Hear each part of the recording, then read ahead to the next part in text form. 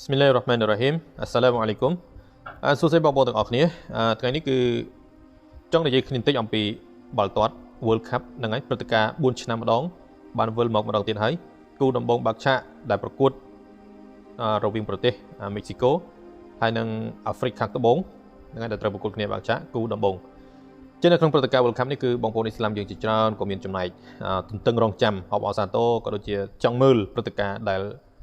កម្រ4ឆ្នាំម្ដងហ្នឹងអញ្ចឹងសង្ឃឹមថាបងប្អូនអ៊ីស្លាមយើងដែលកំពុងទស្សនាវីដេអូនេះនឹងតាមដានស្ដាប់ជាមួយខ្ញុំរហូតដល់ចប់សង្ឃឹមថាមានចំណុចដែលយើងត្រូវការពារទាំងអស់គ្នាពីព្រោះថាការទស្សនាបាល់ទាត់វាជារឿងដែលហារុសអាចមើលបានក៏ប៉ុន្តែវាមានចំណុចខ្លះគឺយើងត្រូវការពារបើមិនអញ្ចឹងទេគឺយើងអាចទៅជាទទួលទស្សនាវិញក៏ថាបានដែរអញ្ចឹងកុំឲ្យខាតពេលយូរអ៊ីនសាអល់ឡោះយើងមើលចំណុចទី1ចំណុចទី1គឺយើងការពារស្មាំងរបស់យើងហ្នឹងហើយធ្វើម៉េចការទស្សនាបាល់របស់យើងកុំឲ្យរំខានដល់ពេលវេលាស្មាំងពីព្រោះថាសូឡាតទាំង5ពេលនេះគឺជាកាតព្វកិច្ចមួយដែលអល់ឡោះសុបហានតាឡាបានដាក់កាតព្វកិច្ចលេខ1តែម្ដងអញ្ចឹងបើថាអ្នកអត់ស្មារតីគឺទស្សនាអញ្ចឹងជាពិសេសគឺការទស្សនាម៉ោង2យប់ម៉ោង2តម្រាំចប់គឺក្បែរទៅម៉ោង4ហើយអញ្ចឹងរាល់ថ្ងៃនេះគឺសុបោះអាចម៉ោង4 10នាទីអញ្ចឹងទៅបើថាអ្នកខ្លះគឺគាត់អត់ស្មារតីទេគាត់ដេកតែហ្មងគាត់អត់ចង់ស្មារតីណាគាត់តែមើលបាល់ហើយចប់ដេកហើយសុបោះម៉ោងប៉ុន្មានចាតែដេកម៉ោង3ម៉ោង4ហើយហ្នឹងគឺសុបោះមិនសង្ឃឹមថាងើបរួចទេណាអញ្ចឹងយើងការពារទាំងអស់គ្នាបើថាយើងអត់ប្រយ័ត្នទេមើលបាល់ទស្សនាដោយសារយើងអត់ស្មាំងហ្នឹងអញ្ចឹងដោយសារបាល់យើងអត់ស្មាំងអញ្ចឹងក៏វាមានចំណុចរួមដោយសារតែបាល់ហ្នឹងដែរអញ្ចឹងយើងមើលបាល់ចំណុចហ្នឹងគឺវានាំឲ្យទៅជាទស្សនាវិញពីព្រោះថាស្មាំងគឺជាកាតព្វកិច្ចមួយដែលអល់ឡោះសុបហានតាឡាបានដាក់បញ្ជាមកអល់ឡោះបានមានបន្ទូលថា Fawailul lil musallin alladhina hum an salatihim sahun ឆ្លាការអល់ឡោះសុបហានតាឡាថាវិនិច្ឆ័យអន្តរាយហើយអ្នកដែលសូឡាតalladhina hum an salatihim sahunគឺអ្នកដែលឡាឡៃអ្នកដែលលេងសើចជាមួយនឹងស្មាំង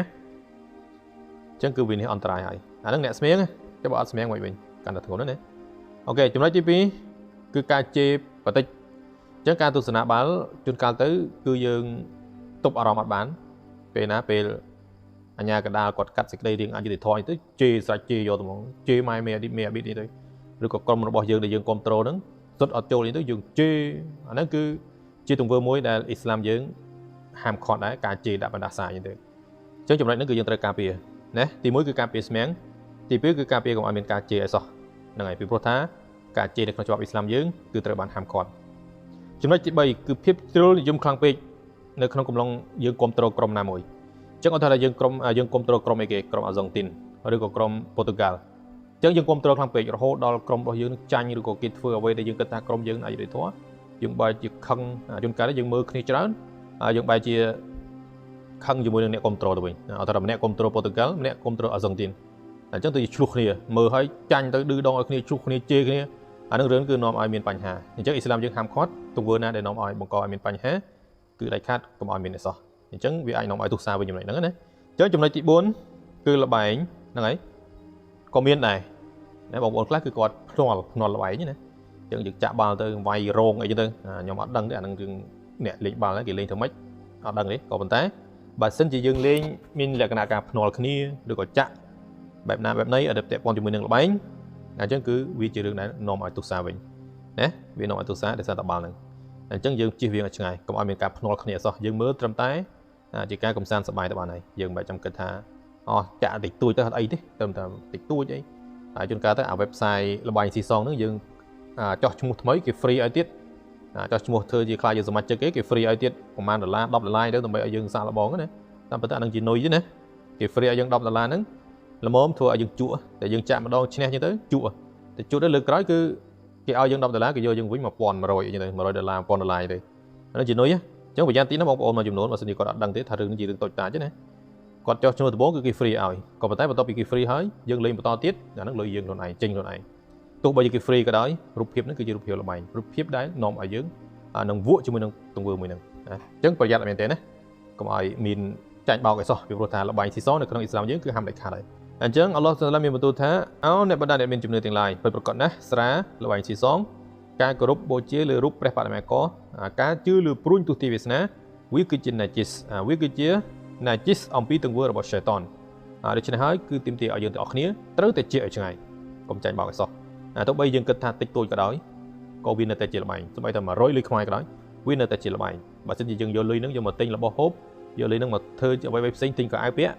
វាគឺជាទ្រព្យដែលហារ៉ាំអញ្ចឹងទ្រព្យដែលហារ៉ាំចូលទៅក្នុងខ្លួនរបស់យើងគឺភ្លើងដែលនឹងត្រូវដុតធ្វើទរណកម្មលើពួកយើងអញ្ចឹងយើងប្រយ័ត្នទាំងអស់គ្នាអ៊ីនសាអល់ឡោះ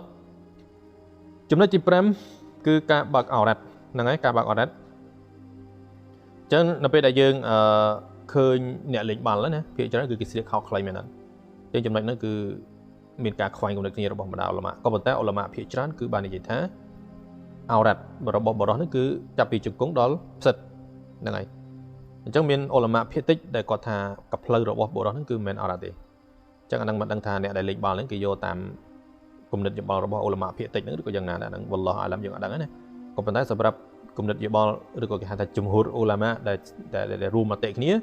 អរ៉ាត់របស់មនុស្សប្រុសគឺត្រឹមក្បាលជង្គង់ដល់ផ្សិតអញ្ចឹងកផ្លូវដែលគេបង្ហាញអាហ្នឹងគឺជាអរ៉ាត់អញ្ចឹងសម្រាប់អ្នកដែលមើលក៏វាអាចមានបាបតាមហ្នឹងដែរបើសិនជាយើងមើលប្រកាសហារ៉ាំណាអញ្ចឹងយើងធ្វើម៉េចឲ្យនឹងបើសិនយើងអាចជិះបានយើងមិនបាច់មើលបាល់តែមកទៅហ្នឹងហើយអ៊ីនសាអល់ឡោះតែបើយើងចង់មើលឲ្យធ្វើម៉េចទេណាអញ្ចឹងយើងគិតខ្លួនឯងទៅណាបើយើងមើលអត់គេយើងក៏មានចំណាយទោសសាដែរហ្នឹងហើយហើយចំណុចបន្តមកទៀតគឺចំណុចទី6គឺការខ្ជះខ្ជាយអញ្ចឹងមានអ្នកខ្លះគឺគាត់ដើម្បីចង់មើលបាល់នឹងសប្បាយទាំងអស់គ្នាគាត់ចំណាយលើអីផ្សេងៗជាច្រើនចឹងទៅណាគាត់ចំណាយផ្សេងដើម្បីឲ្យបានសប្បាយជុំគ្នាទិញរបស់ហូបទិញរបស់ស៊ីផឹកអីចឹងទៅអានេះគឺនិយាយទៅសម្រាប់អ៊ីស្លាមមិនមែនស៊ីផឹកមិនមែនផឹកស្រាទេស៊ីផឹករបស់ផ្សេងៗដូចជាទឹកក្រូចអីចឹងផ្សេងៗណាដែលនាំឲ្យមានភាពខ្ជះខ្ជាយទាំងដែលទ្រព្យសម្បត្តិរបស់យើងមួយចំនួនគឺយើងអត់ជួយទៅដល់អ្នកក្រទេបើជាយើងយកមកចំណាយលើការបាល់ទាត់អញ្ចឹងទៅវិញអ្នកខ្លះគ្រប់ត្រូលលើក្រុមណាមួយទៅទិញសម្ភារៈរបស់ក្រុមនឹងមួយទិញតាំងពីអាវតាំងពីតុកទូទិញយើង design កន្លែងដែលយើងនៅនោះគឺទៅតាមក្រុមបាល់ទាត់ដែលយើងពេញចិត្តហ្នឹងហ្មងអាហ្នឹងវាគឺជារឿងខ្ជះខ្ជាយអត់ប្រយោជន៍សោះណាអាហ្នឹងបើថាវាខ្ជះខ្ជាយជ្រុលពេកអញ្ចឹងទៅគឺវាទៅជារឿងដែលហារ៉ាំទៅវិញទេហ្នឹងហើយចំណុចចំណុចទី7គឺយើងអ្នកខ្លះនេះគឺចាត់ទុកថាបាល់ទាត់នេះគឺជារឿងដែលសំខាន់រហូតដល់សំខាន់ជាងកាតព្វកិច្ចសាសនាទៅទៀតណាអញ្ចឹងហើយនៅពេលដែលយើងយកបាល់នេះជារឿងសំខាន់អញ្ចឹងយើងគិតមើលថាសុបោជួនកាលយើងងើបស្មាំងអត់រួចទេក៏ប៉ុន្តែបាល់វិញគេលេងម៉ោង2ម៉ោង3យើងងើបស្មាំងបានចំណុចហ្នឹងហើយដែលធ្វើឲ្យយើងខ្លាយទៅជាការគេហៅថាយកបាល់ហ្នឹងធំជាងកាតព្វកិច្ចដែលអល់ឡោះសុបហានតាឡាបានកំណត់មកទៀតអញ្ចឹងរឿងនេះគឺយើងគួរតែជៀសវាងទាំងអស់គ្នាធ្វើយ៉ាងម៉េចដើម្បីកុំឲ្យការមើលបាល់ទាត់របស់យើងហ្នឹងទៅជាខ្លាយជាការបោះបង់ចោលស្មាំងឬក៏កាតព្វកិច្ចសាសនាផ្សេងទៅវិញទេណាអញ្ចឹងយើងព្យាយាមទាំងអស់គ្នាកុំឲ្យយើងចាញ់បោកការបោកបញ្ឆោតរបស់ឆេតានតាមរយៈបាល់ទាត់ឲ្យសោះហ្នឹងហើយអញ្ចឹងជាចុងក្រោយដូចជាគ្មានអ្វីដែលជាបញ្ហាផ្សេងទៀតទេអញ្ចឹងមានទាំងអស់បានចំណុច7ចំណុចដែលខ្ញុំបានរៀបរាប់ដោយសង្ខេបខាងលើមិញនេះសង្ឃឹមថាបងប្អូននឹងពិចារណានឹងការពារទាំងអស់គ្នាអញ្ចឹងចំណុចដែលសំខាន់ជាងគេនៅក្នុងចំណោមអ្វីដែលខ្ញុំនិយាយនេះគឺការសម្បាសយ៉ាងស្មាំងទាំង5ពេលរបស់យើងទាំងអស់គ្នាធ្វើយ៉ាងម៉េចដើម្បីឲ្យយើងការពារកុំចោលឲ្យសោះស្មាំងទោះបីជាយ៉ាងណាក៏ដោយណាអញ្ចឹងបើថាសប្តាហ៍នេះបើថាម៉ោង2គេលេងបាល់ចប់ចិត្តម៉ោង4អញ្ចឹងម៉ោង4ហ្នឹងគឺដល់សពោះបាត់ហើយយើងចាំតិចទៅចាំស្មាំងសពោះហើយចាំដេកទៅហ្នឹងហើយកុំឲ្យយើងដេកតែយើងដេកទៅហើយគឺចប់ឲ្យសពោះដល់ម៉ោង9ម៉ោង10មិនងើបស្រួលអញ្ចឹងយើងប្រយ័ត្នទាំងអស់គ្នាណាអ៊ីនសាអល់ឡោះសង្ឃឹមថាវីដេអូមួយនេះនឹងផ្ដល់ប្រយោជន៍ដល់យើងទាំងអស់គ្នាអ៊ីនសាអល់ឡោះជួបគ្នាបន្តក្នុងវីដេអូក្រោយ